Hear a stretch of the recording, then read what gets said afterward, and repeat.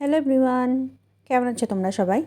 আমি ভালো আছি। আমি আজকে আরেকটা ভিডিও শেয়ার করতে চলে এসেছি তোমার সাথে। আজকে আমি শেয়ার করব ডিমের পাতলা ঝোল। আমি এর জন্য ডিমটাকে আগেই সিদ্ধ করে নিয়েছিলাম এবং ডিমটার সাথে একটু লবণ হলুদ মাখিয়ে ডিমটাকে তেলে দিয়ে ভেজে নিচ্ছি। তো ভাজা হয়ে গিয়েছে আমার ডিমগুলো। এখন আমি ডিমগুলোকে তুলে নিলাম। এখন ওই তেলেই আমি আলুগুলোকে ভেজে নিচ্ছি। তো আলুগুলো ভাজার জন্য আমি হালকা লবণ এবং একটু হলুদ গুঁড়ো দিয়ে দিচ্ছি। দিয়ে আলুগুলোকে বেশ ভালোভাবে আমি একটু সময় নিয়ে ভেজে নেব। আলুগুলো ভাজা হয়ে গেলে আমি আলুগুলোকে তুলে নেব। আলুগুলো তোলা হয়ে গেলে আমি ওই একই তেলে গরম মশলা ফোড়ন দেব, মানে আর দারচিনি এলাচ এবং জিরা ফোড়ন দিয়ে দেব। ফোড়ন দিয়ে একটু হালকা নাড়াচাড়া করে তারপরে আমি পেঁয়াজ কুচি দিয়ে দেব। পেঁয়াজ কুচি দিয়ে একটু নাড়াচাড়া করে নেব। বেশ খানিকটা নাড়াচাড়া করে পেঁয়াজগুলো যখন একটু নরম নরম হয়ে আসবে, মানে একটু ভাজা ভাজা হয়ে আসবে, তখন আমি এর মধ্যে একে একে মশলাগুলো দিয়ে দেব। তা আমি আগে একটু জল দিয়ে দিচ্ছি যাতে পুড়ে না যায়। এখন আমি স্বাদ অনুযায়ী লবণ, হলুদ গুঁড়ো, লঙ্কা গুঁড়ো, জিরার গুঁড়ো, ধনিয়ার গুঁড়ো এবং রেড চিলি পাউডার দিয়ে দিলাম। দিয়ে খুব ভালোভাবে এখন মশলাটাকে কষিয়ে নেব। একটু সময় নিয়ে কষিয়ে নেব।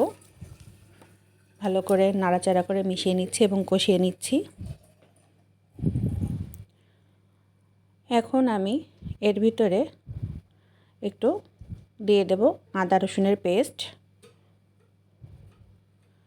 নাড়াচাড়া করে কষাতে কষাতে আমি এর ভিতরে আদা রসুনের পেস্টটা দিয়ে দেব। আদা রসুনের পেস্টটা দিয়ে আমি আবারও খুব ভালোভাবে মিক্স করে নিব। মিক্স করে মশলাটাকে আবারও খুব ভালোভাবে আমি কষিয়ে নেব। মশলাটা কষানো হয়ে গেলে আমি এর ভিতরে ভেজে রাখা আলুগুলো দিয়ে দেব। দিয়ে মশলার সাথে খুব ভালোভাবে আলুগুলোকে আমি একটু মিক্স করে নেব। একটু নাড়াচাড়া করে ভালোভাবে মিক্স করে নেব। এখন আমি ঝোলের জন্য জল দিয়ে দেব। জল দিয়ে একটু নাড়িয়ে নিচ্ছি যাতে মশলাটা খুব ভালোভাবে ঝোলের সাথে মিশে যায়, মানে জলের সাথে মিশে যায়। এখন এই পর্যায়ে আমি দুটো কাঁচা লঙ্কা এভাবে করে ফাটিয়ে দিয়ে দিলাম। এখন ঝোলটাকে ফুটতে দিয়েছি। ঝোলটা ফুটে উঠলে আমি ভেজে রাখা ডিমগুলো দিয়ে দিচ্ছি।